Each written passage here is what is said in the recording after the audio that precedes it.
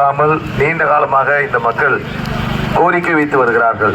இங்கே நத்தம் புறம்போக்கு என்று கோரி 50 வருடங்கள் வசித்து வருகிறவர்களுக்கு கூட இன்று வரை பட்டா வழங்கப்படவில்லை. இதை செய்து தர வேண்டும் என்று கோரிக்கை வைத்திருக்கிறார்கள்.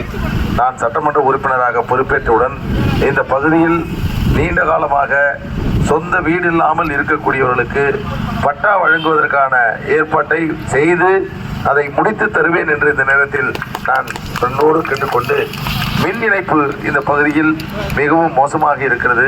போதிய மின்சார வசதி இல்லை என்பதற்காக இங்கு மின்மாற்றி டிரான்ஸ்பார்மர் ஒன்று அமைத்து 24 மணி நேரமும் மின்சாரம் கிடைக்கக்கூடிய வகையில் அதற்கான நடவடிக்கைகளை மேற்கொள்வேன் என்றும், இங்கே கழிவு நீர் வடிகால் செய்வதற்கான வசதிகள் இல்லாமல் பெரும் துன்பத்தை அனுபவிக்கிறார்கள்.